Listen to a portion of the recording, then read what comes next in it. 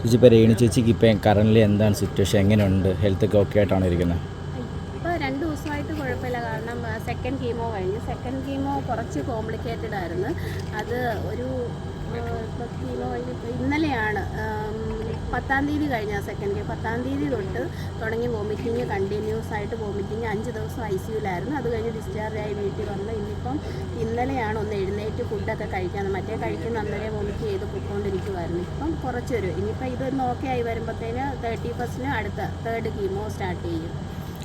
ഇപ്പം രേണു ചേച്ചി ഇപ്പോൾ ഹോസ്പിറ്റലിലാണ്. ഈ ഒരു സിറ്റുവേഷൻ നിന്നിട്ട് പോലും പല ആൾക്കാരും പല രീതിയിലാണ് പറയുന്നത്. ഇപ്പോൾ ഹോസ്പിറ്റൽ ബില്ല് കള്ളത്തരമാണ്, ഈ ക്യാൻസർ രോഗം പോലും കള്ളത്തരമാണ്, പൈസ കിട്ടാൻ വേണ്ടിയാണ് ഉള്ള അടവുകളാണ് എന്നൊക്കെയാണ് പറയുന്നത്. ഇതൊക്കെ പറയുന്നവരോട് എന്താണ് പറയാനുള്ളത്? ഈ ചേച്ചി ഇഷ്ടപ്പെടുന്ന കുറേ ആൾക്കാരുണ്ട്, അവരോട് എന്താണ് പറയാനുള്ളത്? ഞങ്ങൾ അതുകൊണ്ട് അന്നും ആ ബില്ലിൻ്റെ കാര്യം, കാരണം ഇത് നമുക്ക് നമ്മുടെ സാഹചര്യം വെച്ച് നോക്കുമ്പോൾ നമ്മുടെ കാര്യത്തിൽ എന്ത് ട്രീറ്റ്മെൻറ്റ് എന്തൊക്കെ വന്ന് നമ്മളത് എല്ലാവരെയും ബോധിപ്പിക്കേണ്ട അവസ്ഥയാണ്. കാരണം എന്താണെന്ന് വെച്ചാൽ ഈ ഒരു മെഡിസിൻ്റെ കാര്യവും അതൊക്കെ ഞങ്ങളിപ്പോൾ അനുഭവിക്കുന്നതുകൊണ്ട് ഞങ്ങൾക്ക് അതിൻ്റെ ആ ബുദ്ധിമുട്ടും അവസ്ഥകളും ഒക്കെ ഇത് കള്ളത്തരമാണെന്നും ബില്ലിനകത്ത് കള്ളത്തരം കാണിച്ചെന്നൊക്കെ പറയാനുള്ളവരോടും എനിക്കതേ പറയാനുള്ളൂ.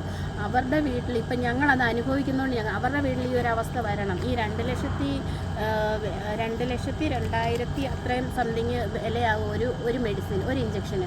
അപ്പോൾ ആ ഒരു ഇഞ്ചക്ഷന് വേണ്ടി നമ്മൾ ഓടുന്ന ഒരവസ്ഥ ഉണ്ടാകണം. ആ ഒരു അവസ്ഥ ഉണ്ടായാൽ മാത്രമേ നമ്മളെത്ര പറഞ്ഞാലും നമ്മളെ സപ്പോർട്ട് ചെയ്യുന്നവർക്ക് സത്യം അറിയാം. അല്ലാതെ നമ്മളെ രേണുവിനെ ഇതുപോലെ നിരന്തരം ദ്രോഹിച്ചുകൊണ്ടിരിക്കുന്നവരോട് അത് നമ്മുടെ അവസ്ഥ എത്ര പറഞ്ഞാലും അവർക്ക് മനസ്സിലാകത്തില്ല. അവർക്ക് അവരുടെ ജീവിതത്തിൽ ഈ ഒരു അനുഭവം ഉണ്ടാകണം, എന്നാലേ അവർക്കത് മനസ്സിലാകത്തുള്ളൂ. പലരും വീഡിയോയുടെ അടിയിലും രേണു ചേച്ചിയുടെ വീഡിയോയുടെ അടിയിലും കമൻ്റായിട്ട് വരുന്നുണ്ട്, ഈ വയ്യാതെ ഇത്രയും സീരിയസ് ആയിട്ടിരിക്കുന്ന ആൾ വന്നിട്ട് പറയുകയാണ് ലൈക്ക് ചെയ്യൂ, കമൻറ്റ് ചെയ്യൂ, സബ്സ്ക്രൈബ് ചെയ്യൂ, അപ്പോൾ ഇവൾക്ക് ഈ രോഗമൊന്നും ഇല്ലേ എന്നാണ് പലരും ചോദിക്കുന്നത്.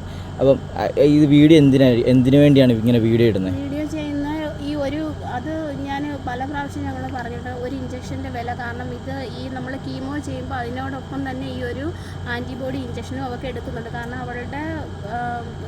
അവർക്കുണ്ടായിരിക്കുന്ന ക്യാൻസർ എന്ന് പറഞ്ഞാൽ അതൊരു വേറൊരു ടൈപ്പാണ്, അത് കുറച്ച് സീരിയസ് ആയിട്ടുള്ളതാണ്.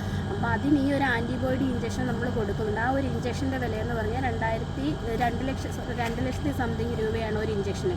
അപ്പോൾ നമുക്ക് ഫസ്റ്റ് 6 കീമോയാണ്. ഈ 6 കീമോ എടുക്കുമ്പോൾ ഈ ഓരോ ഇഞ്ചക്ഷനും എടുക്കണം. ഈ 6 കീമോ കഴിഞ്ഞിട്ട് വീണ്ടും നെഗറ്റീവ് ആയില്ലെന്നുണ്ടെങ്കിൽ, ടെസ്റ്റിൽ നെഗറ്റീവ് ആയില്ലെന്നുണ്ടെങ്കിൽ മൊത്തം 17 കീമോ എന്നാണ് പറഞ്ഞേക്കുന്നത്. അപ്പോൾ അങ്ങനെ ഒരു അവസ്ഥ വരുവാണെന്നുണ്ടെങ്കിൽ ഈ 17 കീമോയ്ക്കും ഈ ഓരോ ആൻറ്റിബോഡി ഇഞ്ചക്ഷനും എടുക്കണം. അപ്പോൾ ഇത്രയും വിലയുള്ള ഈ ഇഞ്ചക്ഷന് അതിന് കാരണം നമുക്ക് അതിന് സാമ്പത്തിക ആവശ്യമാണ്. അതുകൊണ്ടാണ് അവൾക്ക് വയ്യാത്ത അവസ്ഥയിലും അവൾ ഈ യൂട്യൂബ് ചാനലുമായിട്ട് മുന്നോട്ട് പോകുന്നത്. ഇതുപോലെ ചേച്ചി ഇപ്പം മൊത്തം ഹെയറെല്ലാം കളഞ്ഞു, അപ്പോഴത്തേക്ക് കുഞ്ഞു വാവ എങ്ങനെയാണ് അത് അമ്മയായിട്ടുള്ള രീതി? അവന് ഭയങ്കര വിഷമമുണ്ട്, പിന്നെ അവന് മനസ്സിലാകുന്നുണ്ട്. ഇപ്പോൾ അവർക്ക് എന്തോ വയ്യ എന്നുള്ളത് അവന് നല്ല രീതിയിൽ അവന് മനസ്സിലാകുന്നുണ്ട്, പിന്നെ അവന് നല്ല വിഷമമുണ്ട്. ചേച്ചി അതുപോലെ രേണു ചേച്ചിക്ക് ഇത്ര തീരെ വയ്യാതിരുന്ന സമയത്താണ് രേണു ചേച്ചി വളർത്തിയ കിച്ചു എന്ന് പറഞ്ഞ മകൻ വന്നിട്ട് ഒരു വീഡിയോ ചെയ്തു, നിങ്ങൾക്ക് വേണ്ടി ഞാൻ വേണേൽ പോയി കാണാം എന്ന് പറഞ്ഞു. അങ്ങനെ രേണു ചേച്ചി ഒരു മറുപടിയായിട്ടൊരു വീഡിയോ ഇട്ടതിന് ശേഷം രേണു ചേച്ചിക്കെതിരെ ഒരു വീഡിയോയോ കാര്യങ്ങളോ ചെയ്തിട്ടില്ല കിച്ചു എന്ന് പറഞ്ഞ ആൾ.